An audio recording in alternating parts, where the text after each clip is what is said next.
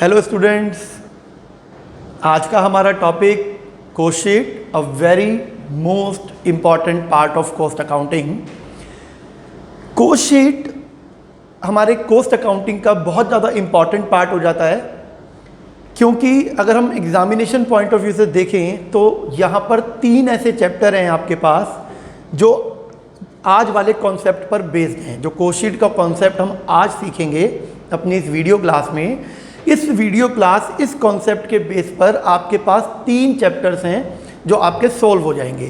पहला itself cost sheet, दूसरा single और आउटपुट कॉस्टिंग, और तीसरा reconciliation of cost and financial account. ये 3 ऐसे चैप्टर जिनमें आपका जो कॉन्सेप्ट है वो कॉस्ट शीट का ही यूज़ होना है। इन तीनों चैप्टर में जो बेस है वो हमारी आज की क्लास का टॉपिक कॉस्ट शीट है। ठीक है जी, तो हम इसको स्टार्ट करते हैं कॉस्ट शीट को। बेसिकली कॉस्ट शीट होता क्या है बेटा? कॉस्ट शीट सिंपल शब्दों में मैं आपको बताऊं तो आपने प्रॉफिट एंड लॉस अकाउंट बनाया था फाइनेंशियल अकाउंटिंग में, ऐसे ही कॉस्ट अकाउंटिंग का प्रॉफिट एंड लॉस अकाउंट है ये। जैसे फाइनेंशियल अकाउंटिंग का प्रॉफिट एंड लॉस अकाउंट होता है टू कैलकुलेट प्रॉफिट और लॉस ऑफ द बिजनेस, ऐसे ही कॉस्ट अकाउंटिंग में हम कॉस्ट शीट बनाते हैं टू कैलकुलेट प्रॉफिट और लॉस ऑफ द बिजनेस। ठीक है जी, तो cost sheet is a statement which shows क्या क्या ये हमें बताता है? कॉस्ट ऑफ प्रोडक्शन, इसके अलावा कॉस्ट पर यूनिट, ये सेलिंग प्राइस डिसाइड करने में हमारी हेल्प करती है, और अगर सेलिंग प्राइस डिसाइडेड है तो प्रॉफिट को कैलकुलेट करने में हमारी हेल्प करती है। तो ये बहुत सारे काम आती है, बहुत इंपॉर्टेंट हो जाती है, और बेसिकली हमारे पास ये एक डिटेल और सिस्टमेटिक रिप्रेजेंटेशन है जो डिफरेंट एक्सपेंस हमने किसी प्रोडक्ट को बनाने पर किए हैं। ठीक है जी, डेफिनेशन आप लोगों के सामने लिखी हुई है। मोटे तौर पर हम इसको 2 पार्ट्स में डिवाइड करते हैं, statement of cost and statement of profit and loss, और इन दोनों को मिलाकर ही हमारी कॉस्ट शीट बनती है। ठीक है जी, आप इसको कॉस्ट शीट भी कह सकते हैं और इसको 2 पार्ट में भी बना सकते हैं, अलग अलग, statement of cost and statement of profit और लॉस। जनरली कंफर्टेबल होता है और हम एक ही पार्ट में इसको कंप्लीट करते हैं। ठीक है जी, कॉस्ट शीट को 2 हिस्सों में ब्रेक कर दो, एक है कॉस्ट और दूसरा है स्टेटमेंट। शीट मतलब स्टेटमेंट, कॉस्ट स्टेटमेंट। कॉस्ट माने खर्चा, जब आप कोई चीज बना रहे हैं तो उसको बनाने पर होने वाला खर्चा, और उस खर्चे को रिप्रेजेंट करना in a statement form is cost sheet. ठीक है जी, तो कॉस्ट को हम यहां पर फर्दर ब्रेक कर रहे हैं 3 पार्ट में। बेटा 3 एलिमेंट होते हैं कॉस्ट के। कॉस्ट क्या होता है? जैसे मान लेते हैं मैं ये मार्कर बनाता हूँ अपनी फैक्ट्री में, मेरी फैक्ट्री में ये मार्कर्स बनते हैं, तो इस मार्कर को बनाने में जो भी मेरा खर्चा होता है, जिस भी तरीके का जो टोटल मेरा एक्सपेंस होता है, वही इस मार्कर की कॉस्ट है। मान लेते हैं 20 रुपये, और अगर मैं ये मार्कर मार्केट से खरीद कर लाता हूँ 25 रुपये में, तो मेरे लिए इसकी कॉस्ट 25 रुपये है। हम बात प्रोडक्शन हाउस की कर रहे हैं तो हमें जनरली सारी चीज़ें प्रोडक्शन बेस पर ही देखनी है।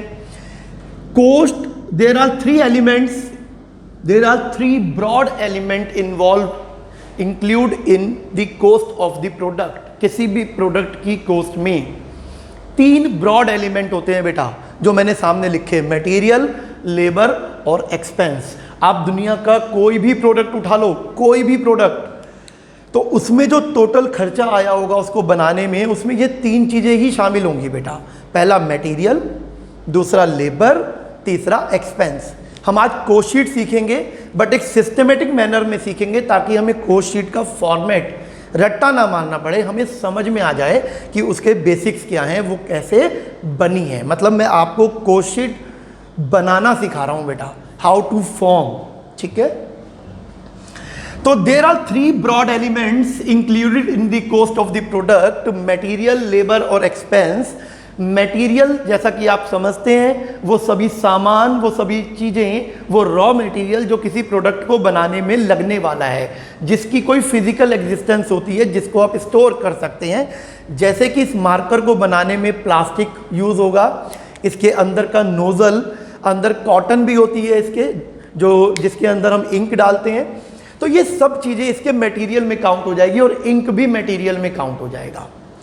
लेबर क्या होता है? लेबर, इसको बनाने में जो भी ह्यूमन एफर्ट लगा, भाई किसी भी प्रोडक्ट को बनाने में ह्यूमन एफर्ट तो लगते ही लगते हैं। ह्यूमन एफर्ट मतलब जो भी कारीगर उस मशीन को चला रहा था, कोई भी अदर लेबर वहाँ पर सर्विसेज दे रही थी, कोई सुपरवाइज़र बैठा था उसकी सैलरी, मैनेजर था फैक्ट्री का, वो सब हमारा लेबर आ जाता है। कॉस्ट अकाउंटिंग में किसी भी सैलरी को लेबर ही बोला गया है, लेबर कॉस्ट। तो कोई भी ह्यूमन एफर्ट जो इस मार्कर को बनाने में डायरेक्टली और इनडायरेक्टली इन्वॉल्व था और उसको की गई पेमेंट लेबर। ठीक है जी। तीसरा आ जाता है एक्सपेंस, जो मटेरियल नहीं है, जो ह्यूमन एफर्ट नहीं है, बट फिर भी प्रोडक्ट को बनाने में डायरेक्टली और इनडायरेक्टली हेल्प कर रहा है, जैसे कि rent of the factory, electricity bill, telephone charges. तो ऐसे बहुत सारे एक्सपेंस होते हैं, क्लीनिंग चार्जेस, आप फैक्ट्री की सफाई करवाते हैं, लोडिंग अनलोडिंग, रॉ मटेरियल आता है तो लेबर उसे उतार कर रख देती है, उस लेबर को दिया जाने वाला खर्चा, ट्रांसपोर्टेशन, ये सब हमारा एक्सपेंस में काउंट हो जाता है। ठीक है जी। तो मटेरियल, लेबर और एक्सपेंस, अगर इन तीन चीज़ों को समझ लिया तो समझो हमने पूरी की पूरी कॉस्ट शीट समझ ली। फर्दर कॉस्ट अकाउंटिंग ने इनको दो पार्ट्स में डिवाइड किया, हर एक को। Material, there are two type of material, direct material और indirect material. Then labour, labour मतलब ह्यूमन एफर्ट्स, डायरेक्ट लेबर, और यहां पर लेबर मतलब लेबर कॉस्ट है। यहां पर लेबर का मतलब वो आदमी नहीं है, उस आदमी को दिया जाने वाली सैलरी या wages, labour cost. Indirect labour, क्योंकि अकाउंट्स में हम हर चीज मनी, मॉनिटरी टर्म में ही काउंट करते हैं बेटा। और इसके बाद बारी आती है आपकी एक्सपेंस की। ये भी दो टाइप के होते हैं, डायरेक्ट एक्सपेंसेस और इनडायरेक्ट एक्सपेंसेस। फाइन। किसी भी प्रोडक्ट की कॉस्ट में तीन element, major element, material, labour और एक्सपेंस। और मटेरियल भी दो टाइप के होते हैं, डायरेक्ट और इनडायरेक्ट। लेबर भी दो टाइप की होती है, डायरेक्ट और इनडायरेक्ट। और एक्सपेंसेस भी दो टाइप के होते हैं, डायरेक्ट और इनडायरेक्ट। तो इस तरीके से कुल मिलाकर 6 चीज़ें हो गई हमारे पास यहाँ पर, जो किसी एक प्रोडक्ट की कॉस्ट को डिफाइन करती हैं। Direct material, indirect material, direct labour, indirect labour, direct expense और इनडायरेक्ट एक्सपेंस। अब हमें समझना है कि ये डायरेक्ट और इनडायरेक्ट क्या है। बेटा डायरेक्ट होता है जो डायरेक्टली इन्वॉल्व होता है इन प्रोडक्शन। हम कॉस्ट अकाउंटिंग के कॉन्सेप्ट के बेस पर अपनी सारी बातें कह रहे हैं बेटा। यहाँ पर फाइनेंशियल अकाउंटिंग का कॉन्सेप्ट यूज़ नहीं होगा, वहाँ पर डायरेक्ट कुछ और होता था, उसे भूल जाओ थोड़ी देर के लिए। यहाँ पर डायरेक्ट का मतलब है which are directly involve in the process of production. कोई भी ऐसी चीज़, चाहे वो मटेरियल हो, चाहे वो ह्यूमन एफर्ट हो, चाहे वो एक्सपेंस हो, अगर वो डायरेक्टली प्रोडक्ट की प्रोडक्शन में इन्वॉल्व है तो वो डायरेक्ट, और अगर वो डायरेक्टली इन्वॉल्व ना होकर दूर से इनडायरेक्टली अपनी सर्विसेज प्रोवाइड कर रहा है तो वो इनडायरेक्ट। मैं आपको एग्जांपल देता हूँ छोटे छोटे 2-3, आपको क्लियरिटी हो जाएगी बिल्कुल कि मैं कहना क्या चाहता हूँ। सबसे पहली बात आती है डायरेक्ट मटेरियल की। सबसे पहले हम बात करते हैं चलो डायरेक्ट मटेरियल की। अब ये डायरेक्ट मटेरियल क्या है, बिल्कुल सिंपल तरीका इसको आइडेंटिफाई करने का। Direct material are those material which are easily identified with final product. जैसे ये मार्कर फाइनल प्रोडक्ट है, फाइनल कैसे, मैं इसे यूज कर सकता हूं ना डायरेक्टली। अभी ये सेमी फिनिश्ड नहीं है, फुल्ली फिनिश्ड है, फिर भी इसके ऊपर मुझे क्या क्या नजर आ रहा है। देखो ये प्लास्टिक नजर आ रहा है, इसे ओपन कर दूं तो नोजल नजर आ रही है, थोड़ा सा और ओपन कर दूं तो इसके अंदर की कॉटन भी मुझे नजर आ रही है। मतलब फाइनल प्रोडक्ट के साथ जो भी मटेरियल आपको नज़र आ जाता है और जिसकी कॉस्ट को आइडेंटिफाई करना विद द प्रोडक्ट आसान होता है, इजी होता है, वो हमारा डायरेक्ट मटेरियल होता है जो डायरेक्टली इन्वॉल्व होता है। इनडायरेक्ट मटेरियल जिसे आप डायरेक्टली इन्वॉल्व नहीं कर सकते, जो आपके साथ फाइनल गुड्स के साथ नज़र नहीं आ रहा है बट फिर भी प्रोसेस ऑफ प्रोडक्शन में यूज़ हुआ, जैसे कि ग्रीस। आप लोग समझते होंगे ग्रीस या ऑयल लुब्रिकेंट होते हैं बेटा, ये जो आपकी मशीनरी की स्मूथ फंक्शनिंग के लिए उसके अंदर डाले जाते हैं। अब जिस मशीन में ये मार्कर बन रहा था, उस मशीन को सही से चलाने के लिए समय समय पर उसकी ऑयलिंग की जाती है, उसमें ग्रीस लगाई जाती है। ग्रीस भी एक मटेरियल है क्योंकि हम उसे स्टोर कर सकते हैं, ऑयल भी एक मटेरियल है, उसे भी हम स्टोर कर सकते हैं कंटेनर्स में, लेकिन वो डायरेक्टली इन्वॉल्व नहीं है बेटा, उसे फाइनल प्रोडक्ट के साथ आप आइडेंटिफाई नहीं कर सकते, उसकी कॉस्ट उतनी नहीं है, बहुत नेग्लिजिबल है प्रोडक्ट के लिए, तो इसलिए उसको हमने नाम दिया इनडायरेक्ट मटेरियल। ठीक है जी, क्योंकि वो डायरेक्टली प्रोडक्ट के साथ आइडेंटिफिएबल नहीं है। ऐसे ही डायरेक्ट लेबर, बहुत सिंपल, जो उस मशीन को ऑपरेट कर रहा था वो ऑपरेटर ऑफ द मशीन, उसको दी जाने वाली वेजेस डायरेक्ट लेबर है।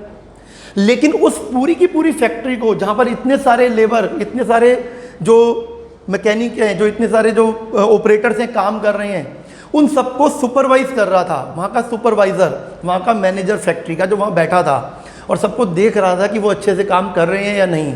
वो डायरेक्टली प्रोसेस ऑफ प्रोडक्शन में इन्वॉल्व नहीं था बट इनडायरेक्टली अपनी सर्विस प्रोवाइड कर रहा था, उसको दी जाने वाली सैलरी इनडायरेक्ट लेबर। बेटा ये बहुत इंपॉर्टेंट पार्ट है जो मैं आप लोगों से डिस्कस कर रहा हूँ, क्योंकि जब तक आपके बेसिक्स स्ट्रांग नहीं होंगे तब तक आप क्वेश्चन तो कर पाओगे बट कभी भी मास्टरी नहीं कर पाओगे सब्जेक्ट पर। और अगर आपने सब्जेक्ट का मास्टर बनना है और आपको हर क्वेश्चन को अच्छे से सॉल्व करना है तो आपको बेसिक समझने होंगे। ठीक है जी, इसके बाद बारी आ गई डायरेक्ट एक्सपेंसेस की। अब कोई भी ऐसा एक्सपेंस जो ना तो मटेरियल है और ना ही लेबर यानी कि ह्यूमंस को दिया गया बट फिर भी खर्चा हुआ, जैसे मैंने एग्जांपल दिया था rent of the factory, electricity bill. अब इसमें डायरेक्ट और इनडायरेक्ट कैसे होगा? देखो बेटा, जैसे ये मार्कर है, इस पर जो प्रिंटिंग हुई वो एक्सपेंस है, लेकिन वो डायरेक्ट एक्सपेंस है क्योंकि वो हर एक प्रोडक्ट के साथ ईजिली आइडेंटिफिएबल है। हम उसकी कॉस्ट को कैलकुलेट कर सकते हैं हर प्रोडक्ट के साथ एकदम सिग्निफिकेंटली। और इनडायरेक्ट एक्सपेंस क्या है? जैसे कि पूरी फैक्ट्री का किराया, उसका इलेक्ट्रिसिटी बिल, उसको सुबह सुबह जो स्वीपर है वो सफाई कर देता है फैक्ट्री की, उसकी जो सैलरी है, ये सब इनडायरेक्ट एक्सपेंस पे आ जाएंगे।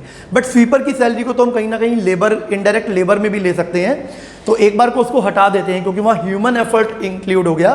तो हम लगा सकते हैं जैसे कि इलेक्ट्रिसिटी बिल, टेलीफोन बिल हो गया हमारी उस फैक्ट्री का, तो वो सब हमारे इनडायरेक्ट एक्सपेंस में आएंगे क्योंकि वो डायरेक्टली फाइनल प्रोडक्ट के साथ इन्वॉल्व नहीं हो रहे हैं। तो आपने देखा कि हमारे कॉस्ट अकाउंटिंग ने डायरेक्ट और इनडायरेक्ट का बड़ा सिंपल सा फंडामेंटल दिया, which are directly included, which are directly involve, which are easily identified with the final product. यहाँ पर उस कॉस्ट की बात की जा रही है, अगर उसको हम फाइनल प्रोडक्ट के साथ इजिली आइडेंटिफाई कर सकते हैं, उसकी कोई एक सिग्निफिकेंट वैल्यू है, तो वो डायरेक्ट, और बाकी सब इनडायरेक्ट जो कि डायरेक्टली इन्वॉल्व नहीं है। ठीक है जी, इस तरीके से अब हमारी कॉस्ट बन गई। अब मैं यहाँ पर इस तरीके से लिख दूँ अगर इसको, तो अब हमारी कॉस्ट हो गई, आप देख सकते हैं। थोड़ा अच्छे से एक्सप्लेन करें तो कॉस्ट हो गई हमारे इनका टोटल। अब बेटा मैंने क्या किया, मैंने यानी कि कॉस्ट अकाउंटिंग ने क्या किया, उसने इसमें जितने भी डायरेक्ट वाले हैं ना, उनको एक साथ जोड़ दिया। वो कहता है भैया ये जो डायरेक्ट वाले हैं ना, इन पर ध्यान देना जरूरी है, ये ज़्यादा इम्पॉर्टेंट है, ये किसी भी प्रोडक्ट की ज़्यादा कॉस्ट को कवर करते हैं। अगर एक ये 20 रुपये का मार्कर है, इसे हमारी फैक्ट्री में हम बनाते हैं और ये 20 रुपये की इसकी कॉस्ट आती है, तो जो इसके डायरेक्ट मटेरियल, डायरेक्ट लेबर और डायरेक्ट एक्सपेंस है ना, वो ज़्यादा अमाउंट का होगा। 20 में से 18 रुपये, 15, 16, मतलब मैक्सिमम जो पार्ट कवर करेगा प्रोडक्ट की कॉस्ट का, जो मैक्सिमम पार्ट कवर करता है वो डायरेक्ट कॉस्ट करती है, इनडायरेक्ट नहीं करती। तो इसलिए उसने इस डायरेक्ट कॉस्ट को अलग से ऐड किया। वो कहता है इस पर ध्यान देना जरूरी है, अगर इनमें वेस्टेज होगी, इनमें अगर हमने 5 पैसे का भी हमारा इंक्रीमेंट हो गया तो वो फिर पूरी की पूरी कॉस्ट को बहुत ज़्यादा बढ़ा देगा, क्योंकि ये पर प्रोडक्ट इंक्रीज हो जाएगा। तो इसलिए इन्होंने इसको नाम दिया प्राइम कॉस्ट। इन्होंने क्या कहा इसको, इन्होंने इसको बोला प्राइम कॉस्ट। तो एक नई टर्म अब आप सीखोगे जो आपको इस चैप्टर में बहुत काम आएगी कॉस्ट शीट में, प्राइम कॉस्ट। तो क्या होता है prime cost? Direct material, direct labour और डायरेक्ट एक्सपेंस। अगर मैं ये डायरेक्ट वाले जोड़ दूं तो हम इसको प्राइम कॉस्ट कहते हैं। ये प्राइम क्यों है, ये मुख्य क्यों है, ये मेन क्यों है? Because it covers most of the part of the cost of the product, क्योंकि ये प्रोडक्ट की मोस्ट ऑफ द पार्ट को कवर करता है। चलो आगे देखते हैं। अब इनडायरेक्ट बच गया बेटा, इसको भी छोड़ेंगे थोड़ी ना। डायरेक्ट वालों को जोड़ते हैं तो क्या बनता है? Prime cost. और अगर इनडायरेक्ट वालों को जोड़ दें तो एक नई टर्म बनती है और उस टर्म का नाम है ओवरहेड्स। ये भी बहुत ज़्यादा आपके यूज़ में आएगी और बहुत सारे बच्चों को तो पता ही नहीं होता कि ये क्या है। इनडायरेक्ट मटेरियल, मैं थोड़ा शॉर्टकट में लिख रहा हूँ, आप लोग समझ लेना। इनडायरेक्ट लेबर और इनडायरेक्ट एक्सपेंस। अब आप समझ गए, डायरेक्ट वालों को जोड़ दो तो वो प्राइम कॉस्ट और इनडायरेक्ट वालों को जोड़ दो तो वो ओवरहेड्स। बेटा जो ओवरहेड्स टर्म है ना, बहुत सारे बच्चे इसको सिर्फ एक्सपेंस मानते हैं। ये एक्सपेंस से थोड़ी सी ब्रॉड है। देखो एक्सपेंस तो ये भी है, सिर्फ इनडायरेक्ट एक्सपेंस, तो सिर्फ एक्सपेंस इंक्लूड नहीं होता ओवरहेड्स में, कोई भी मटेरियल कॉस्ट और कोई भी लेबर कॉस्ट भी इंक्लूड होती है जो अगर वो इनडायरेक्ट है। जैसे कि सुपरवाइजर की सैलरी भी ओवरहेड काउंट में होगी, मैनेजर्स की सैलरी भी ओवरहेड काउंटिंग में होगी और इवन एडवर्टीजमेंट एक्सपेंस भी हमारे ओवरहेड काउंटिंग में होंगे। ठीक है, तो याद रखना ओवरहेड जो है एक ब्रॉड टर्म है और वो सिर्फ एक्सपेंस नहीं है। वैसे जनरल भाषा में हम बोल देते हैं ऊपरी खर्चे। ओवरहेड्स मतलब ऊपरी खर्चे। इस मार्कर को बनाने में ऊपर के खर्चे, और वो ऊपर के खर्चों में जो हमने लेबर को चाय पिलाते हैं ना हम दिन में 2 बार फैक्ट्री में, वो भी आ जाता है बेटा, वो सब इंक्लूड हो जाता है। अब आप ध्यान से देखो, अब हमारी कॉस्ट क्या बन गई? अब हमारी कॉस्ट बन गई बहुत ही शानदार, प्राइम कॉस्ट प्लस ओवरहेड्स। अब बच्चे सोच रहे हैं सर कॉस्ट शीट का नंबर कब आएगा? अब बेटा कॉस्ट शीट का फॉर्मेट ही बनाना होता तो मैं पहले ही बना देता और आपको समझ भी आ जाता, बट इतना बेसिक से आपको चीज़ें क्लियर नहीं होती। अभी आप देखना कॉस्ट शीट तो आप खुद ही बना दोगे, कहोगे सर अरे ये क्या बता रहे हो, ये तो हमें भी आती है। अभी सीख गए बस आप, ये मैं सब कॉस्ट शीट ही करा रहा हूँ। तो अब हमारी कॉस्ट क्या हो गई? Prime cost plus overheads. अब देखो मैंने यहाँ से चला था कॉस्ट में और मैं वहीं पर हूँ, बस मैंने उसको अलग अलग नाम दिए ताकि आपको जब आप क्वेश्चंस करें तो आपको सारे नाम पता हों। Prime cost plus overheads. अब ये मैंने इसको थोड़ा सा शॉर्ट कर दिया, अब इसको दोबारा बढ़ा देते हैं भाई। There are 3 type of overheads are there. Overheads कौन कौन से?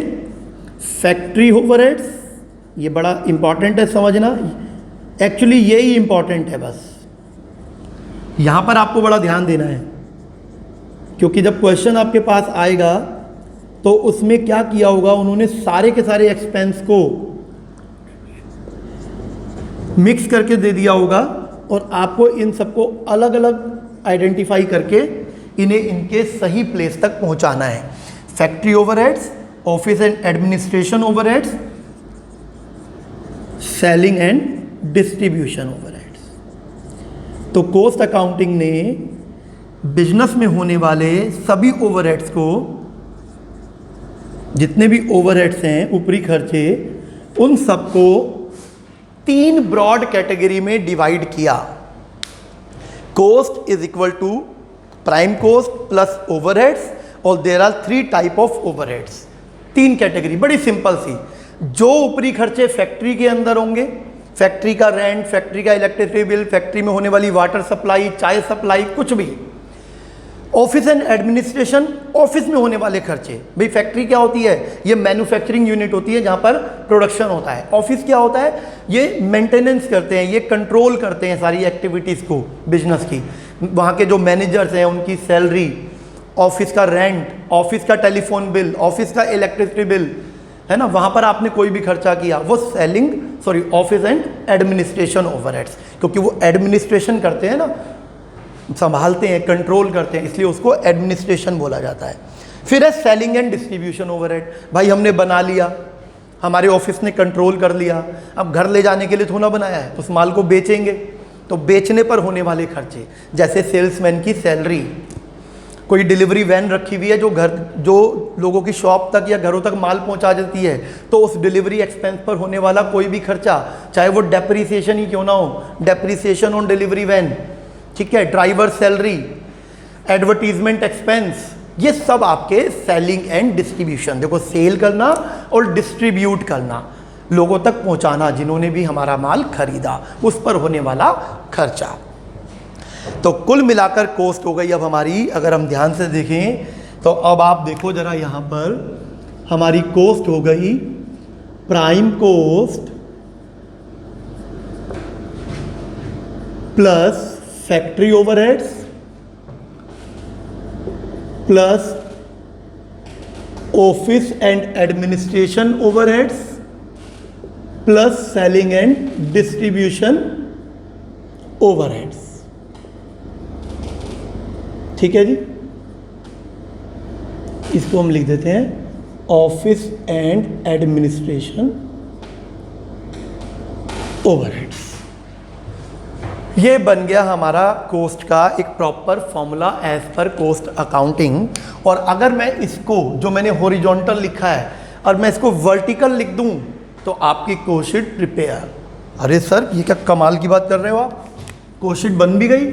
हाँ बेटा बिल्कुल, कॉस्ट शीट बन भी गई, लो जी।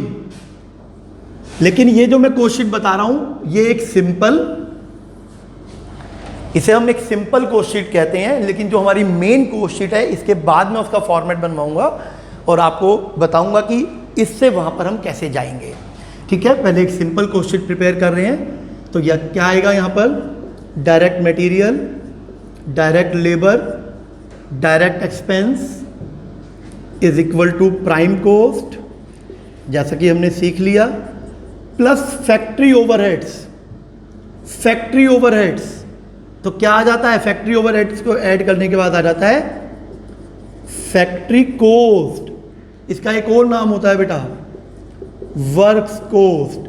फैक्ट्री को ना वर्क्स भी बोलते हैं, जो बेसिकली जो आयरन वगैरह में काम करती है ना, जो फैक्ट्री जिनका रॉ मटेरियल आयरन वगैरह होता है, वहाँ पे वर्क्स बोल देते हैं। इसके बाद आपका आता है ऑफिस एंड एडमिनिस्ट्रेशन ओवरहेड्स। देखो लाइन से चल रहे हैं हम, प्राइम कॉस्ट प्लस फैक्ट्री, फिर प्लस ऑफिस और फिर प्लस सेलिंग। लेकिन अब इसमें बीच बीच में हमारे स्टॉपेज बन रहे हैं। ऑफिस ओवरहेड जोड़ने के बाद आ जाता है कॉस्ट ऑफ प्रोडक्शन, और इसमें अगर हम ऐड कर दें सेलिंग एंड डिस्ट्रीब्यूशन ओवरहेड्स, मैं शॉर्ट फॉर्म्स यूज़ कर रहा हूं बेटा, होपफुली आपको समझ में आ ही रही होगी। Selling and distribution, FO factory overheads, O and A office and administration overheads, proper मैंने यहाँ पर लिख ही दिया है। तो आपका आ जाता है कॉस्ट ऑफ सेल्स, जिसमें आप अपना जो भी प्रॉफिट अर्न करना चाहते हैं, अगर वो प्रॉफिट मार्जिन ऐड कर दें तो आपकी वैल्यू सेल्स की निकल कर आ जाती है। या फिर आपको क्वेश्चन में पहले से सेल्स पता है तो आप कॉस्ट ऑफ सेल्स के बाद सेल्स लिखकर इनको माइनस करके प्रॉफिट कैलकुलेट कर सकते हैं। या तो क्वेश्चन में प्रॉफिट मार्जिन दिया होगा, सेल्स निकल जाएगा, या तो सेल्स दिया होगा, प्रॉफिट मार्जिन निकल जाएगा। तो इस तरीके से आपकी एक सिंपल कॉस्ट शीट प्रिपेयर हो गई। ठीक है, अभी बड़ी आसान सी थी, आपको समझ भी आ गई होगी। बस आपको ध्यान क्या रखना है, ये डिफरेंट जो इनके नेम कि क्या ऐड करने पर क्या निकल जाता है, अलग अलग लेवल हमें पता लग जाते हैं, जिससे कि क्वेश्चन में जो डिमांड किया हो हम वही कैलकुलेट कर लें। ठीक है जी, तो ये एक कॉस्ट शीट आपकी प्रिपेयर हो जाती है। बस इंपॉर्टेंट चीज़ एक ही है बेटा, बहुत सारे एक्सपेंस दिए होंगे, उसमें से आपको खुद आइडेंटिफाई करना है कि विच इज़ फैक्ट्री ओवरहेड्स। देखो डायरेक्ट वाले तो आपको क्लियर ही हो जाएंगे, डायरेक्ट वालों में आपको ढूंढना नहीं पड़ेगा, लेकिन विच इज़ फैक्ट्री ओवरहेड्स और कौन से हमारे सेलिंग ओवरहेड्स हैं, कौन से ऑफिस, ये आपको आइडेंटिफाई करना पड़ेगा। यहाँ पर काफ़ी बार बच्चे मिस्टेक कर देते हैं, बट ऐसा है नहीं, बहुत सिंपल है इनको आइडेंटिफाई करना। ठीक है जी। अब हमारी इस कोस्ट शीट में और हमारी जो मेन कोस्ट शीट है उसमें एक चीज़ रह गई सिर्फ, सब कुछ बिल्कुल फुल्ली फाइनल है, बस एक प्रॉब्लम आ जाती है और वो प्रॉब्लम आती है स्टॉक की। ये आपको देखना है। जो मैंने अभी सिंपल कोस्ट शीट बनाई इसमें स्टॉक नहीं है, यानी कि कोई भी स्टॉक नहीं है, जितना माल आया उतना ही बनाया और सारा का सारा बेच दिया, कोई स्टॉक नहीं है। बट बेटा क्या प्रैक्टिकली ये पॉसिबल है कि कोई स्टॉक ना हो किसी फैक्ट्री के अंदर? स्टॉक होते हैं, और बेटा डिफरेंट लेवल के स्टॉक होते हैं। जैसे कि आपके पास स्टॉक हो सकता है रॉ मटेरियल का, आपके पास स्टॉक हो सकता है वर्क इन प्रोग्रेस का, आपके पास स्टॉक हो सकता है फिनिश्ड गुड्स का। रॉ मटेरियल कच्चा माल, वर्क इन प्रोग्रेस जिसमें कुछ काम हो गया कुछ बाकी है, सेमी फिनिश्ड गुड्स को वर्क इन प्रोग्रेस कहते हैं, उस पर कुछ खर्चा हो गया है और कुछ बाकी है। फिनिश्ड गुड्स एकदम ready to sell, ready to wear, ready to use, उसे हम फिनिश्ड गुड्स कहते हैं। जैसे कि अगर हम शर्ट बनाते हैं अपनी फैक्ट्री में तो जो कपड़ा है वो रॉ मटेरियल है, थ्रेड, कपड़ा, बटन्स। लेकिन अगर थोड़ी सी शर्ट प्रिपेयर हो चुकी है, बस बटन लगने बाकी हैं, कफ्स लगने बाकी हैं, तो वो वर्क इन प्रोग्रेस। और शर्ट बिल्कुल रेडी है, पैक हो चुकी है, बिकने के लिए तैयार, तो वो फिनिश गुड्स। और बेटा हर लेवल पर आपका स्टॉक हो सकता है, कच्चे माल का भी, सेमी फिनिश गुड्स का भी और फिनिश गुड्स का भी। और बेटा ये ओपनिंग भी हो सकता है और क्लोजिंग भी, और सबका ही हो सकता है।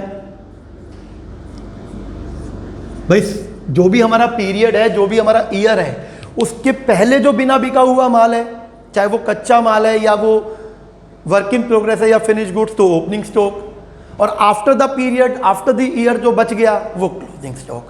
अगर हम इन स्टॉक को यहाँ पर सेट कर दें, ये स्टॉक और इसमें ऐड कर दें, तो हमारी full and final question prepare हो जाएगी, जो हम किसी भी क्वेश्चन में 100% अप्लाई कर सकते हैं। ये आप कहाँ पर अप्लाई कर सकते हैं? जहाँ पर आपका स्टॉक ना हो, उन क्वेश्चंस में ये क्वेश्चन आपका काम करेगी।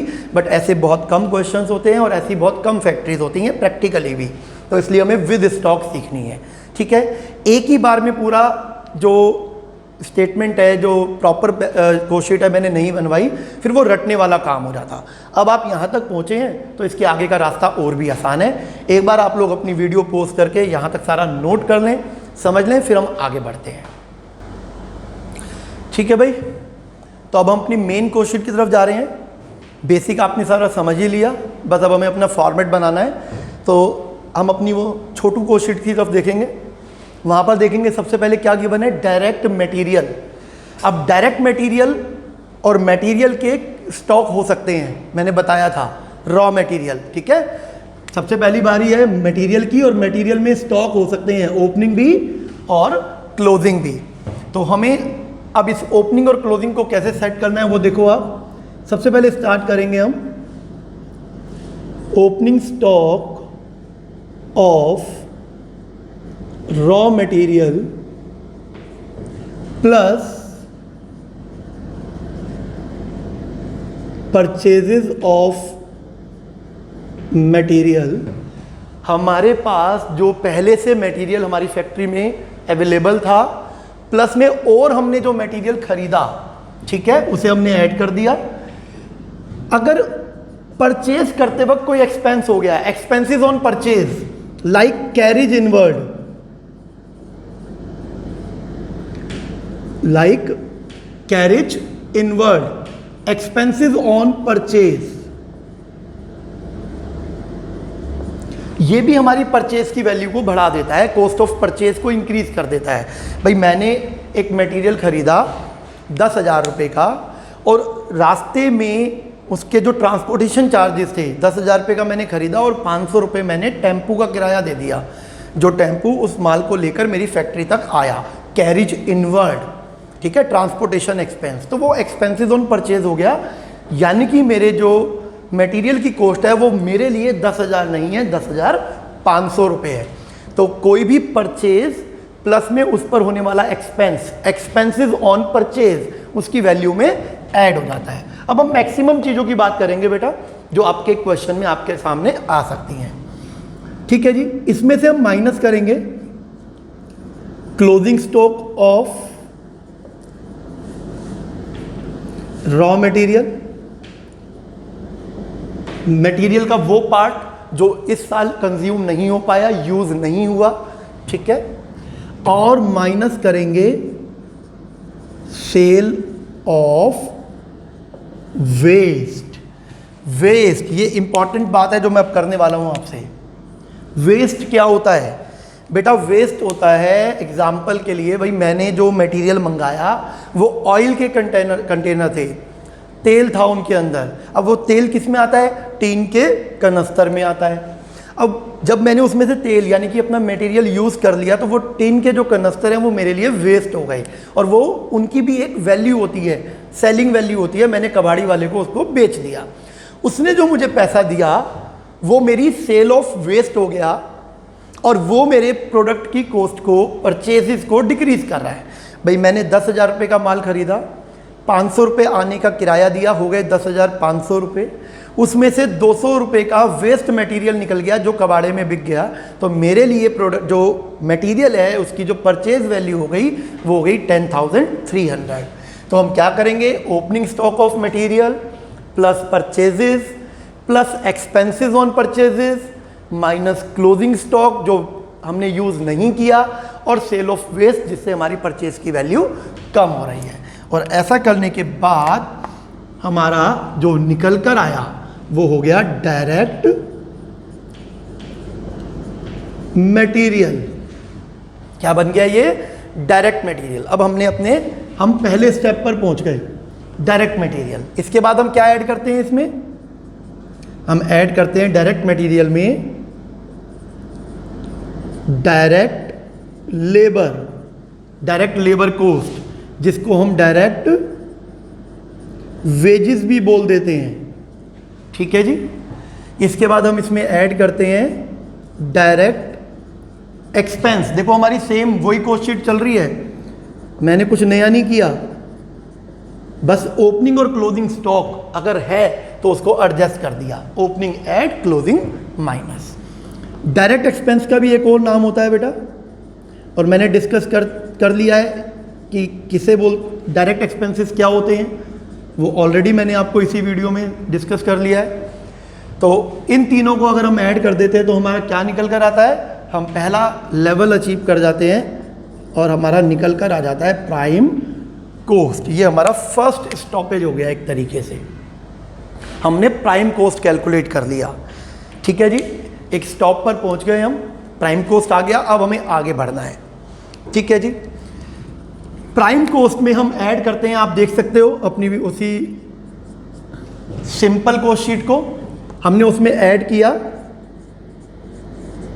Factory overheads.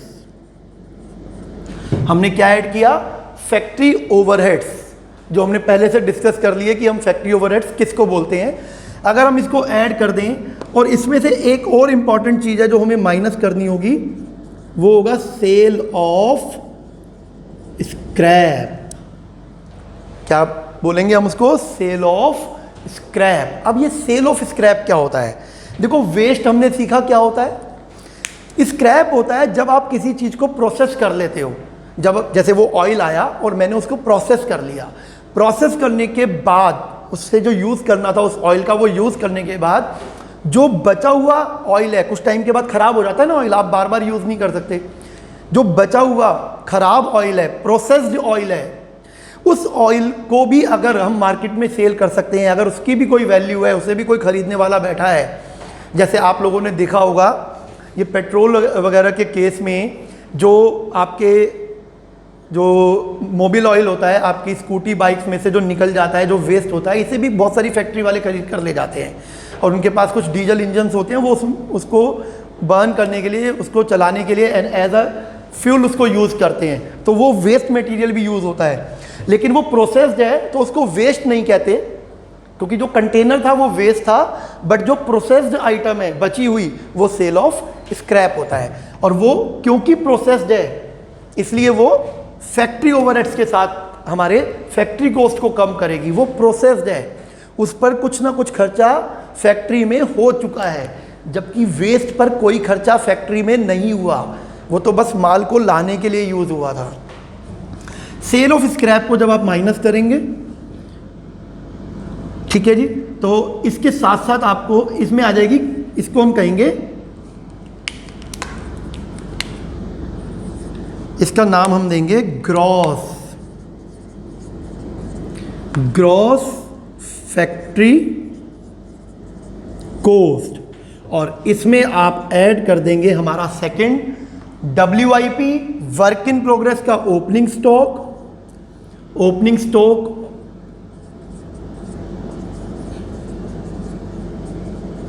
Of work in progress. मैं WIP को एक बार आप लोगों के लिए लिख देता हूं, वर्क इन प्रोग्रेस, जो सेमी फिनिश गुड्स हैं उनका जो ओपनिंग स्टॉक है वो प्लस कर देंगे, जो पहले से हमारे पास था, और जो हमने इस साल भी यूज नहीं हो पाया, फिनिश गुड्स में नहीं जा पाया, उसे माइनस कर देंगे। ठीक है जी। तो आपका आ जाएगा, जिसे हम नाम देंगे नेट फैक्ट्री कोस्ट। यही हमें निकालना होता है। यहां पर प्राइम कोस्ट के बाद हमारा जो मेन होता है वो फैक्ट्री कोस्ट होता है, नेट फैक्ट्री कोस्ट। ठीक है जी। तो नेट फैक्ट्री कोस्ट आ गया आपका।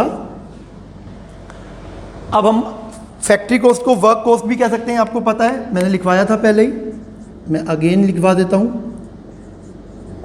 और फैक्ट्री कोस्ट के बाद हम जाएंगे अब ऑफिस ओवरहेड्स पर। देखो, प्राइम कोस्ट आ गया, फैक्ट्री ओवरहेड किया, फैक्ट्री कोस्ट आ गया, अब हम आ गए ऑफिस एंड एडमिनिस्ट्रेशन ओवरहेड्स पर। ठीक है भाई। अब मैं ये सिंपल क्वेश्चन आपकी रब कर रहा हूं, आप लोग देखो जरा ध्यान से।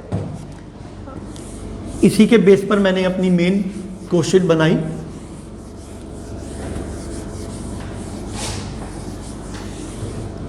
लो भाई, नेट फैक्ट्री कोस्ट, हम आगे बढ़ रहे हैं।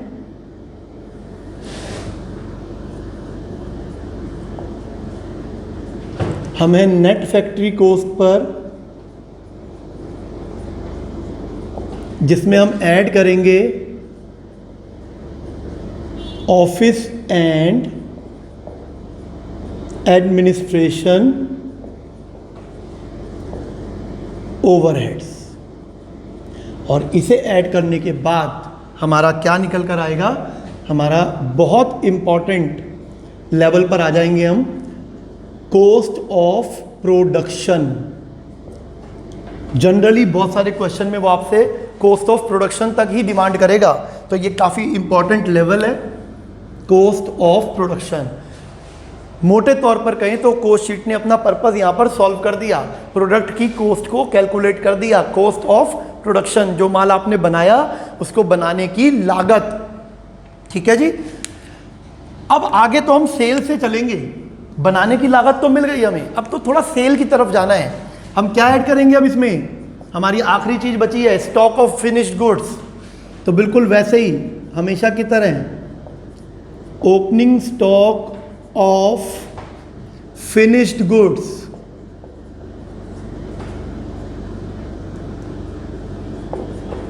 Minus closing stock of finished goods, और हमारा निकल कर आ जाएगा कॉस्ट ऑफ गुड्स सोल्ड। अब काफ़ी बार बच्चों को ये समझ नहीं आता कि सर ये कॉस्ट ऑफ प्रोडक्शन और कॉस्ट ऑफ गुड्स सोल्ड में डिफरेंस क्या है। बेटा, कॉस्ट ऑफ प्रोडक्शन इसका मतलब जो माल आपने बनाया उसकी कॉस्ट, और कॉस्ट ऑफ गुड्स सोल्ड इसका मतलब जो माल आपने बेचा उसकी कॉस्ट। सर ये कैसे अलग हो सकती है? बिल्कुल हो सकती है बेटा। मैंने इस साल 10,000 मार्कर बनाए, तो 10,000 मार्कर मुझे बनाकर 2 लाख रुपए के पड़े, हर एक मार्कर 20 रुपए का, 10,000 मार्कर की कीमत 2 लाख रुपए। लेकिन मैंने बेचे सिर्फ 8,000 मार्कर ही, तो 8,000 की कीमत कितनी होगी? 1,60,000 रुपए। तो कॉस्ट ऑफ प्रोडक्शन होता है जो टोटल आपने प्रोडक्शन किया उसकी कॉस्ट, और कॉस्ट ऑफ गुड्स सोल्ड होता है उसमें से जितना पार्ट आपने मार्केट में सेल किया उसकी कॉस्ट, क्योंकि प्रॉफिट तो आपको उसी से कैलकुलेट होगा जो आपने सेल किया। तो हमने क्या किया, इस साल जितना बनाया प्लस जो पिछले साल का बना हुआ था उसमें से जितना इस साल हमने नहीं बेचा, क्लोजिंग स्टॉक जो बच गया, बाकी का हमारा आ गया कॉस्ट ऑफ गुड्स सोल्ड। तो ये काफ़ी इंपॉर्टेंट फिगर आ रही है अब हमारे पास। अब हम बिल्कुल एंड पर आ गए हैं। कॉस्ट ऑफ गुड्स सोल्ड के बाद हम इसमें क्या ऐड करेंगे, आप अपनी वो छोटे वाली कॉस्ट शीट देख सकते हो, सेलिंग एंड डिस्ट्रीब्यूशन ओवरहेड्स। अब बच्चे कह रहे हैं कि सर वो छोटी सी दिखाकर आपने हमें फंसा दिया। हाँ बेटा बिल्कुल, लेकिन अगर मैं वो छोटी भी कॉस्ट शीट पहले नहीं बनाता ना तो ये आपको बिल्कुल समझ नहीं आती। अब आपको बिल्कुल क्लियर है कि हमें कैसे कैसे चलना है। ये कॉस्ट शीट सेम है, बस उसमें ये 6 चीज़ें बढ़ा दी हमने, ओपनिंग और क्लोजिंग वाली। और बिल्कुल टोटल बता दूं तो सिर्फ 8 चीज़ें बढ़ाई हैं। 6 तो ओपनिंग क्लोजिंग, उसके अलावा आपका सेल ऑफ वेस्ट और सेल ऑफ स्क्रैप, और तो कुछ बढ़ाया ही नहीं मैंने इसमें। और दिखने में कितनी बड़ी हो गई, क्योंकि बेटा लेवल बन गए अलग अलग। वहाँ पर कॉस्ट ऑफ प्रोडक्शन के बाद सीधा कॉस्ट ऑफ सेल्स था, यहाँ पर उसके बाद कॉस्ट ऑफ गुड्स सोल्ड अलग है, क्योंकि स्टॉक है ना इसमें। कॉस्ट ऑफ प्रोडक्शन और cost of goods sold same होगा अगर कोई स्टॉक नहीं होगा, लेकिन अगर स्टॉक होगा तो फिर वो चेंज हो जाएगा। ठीक है जी। सेलिंग एंड डिस्ट्रीब्यूशन ओवरहेड्स, चलो अब आप लोग टेंशन मत लो, बिल्कुल लास्ट है हमारा, 2 से 3 मिनट में ख़त्म हो जाएगा। कॉस्ट ऑफ सेल्स आ गया, ये हमारा 6th लेवल। इसमें अगर हम अपना प्रॉफिट मार्जिन ऐड कर दें, प्रॉफिट मार्जिन अगर हम ऐड कर दें तो हमारी फाइनल सेल्स आ जाएगी।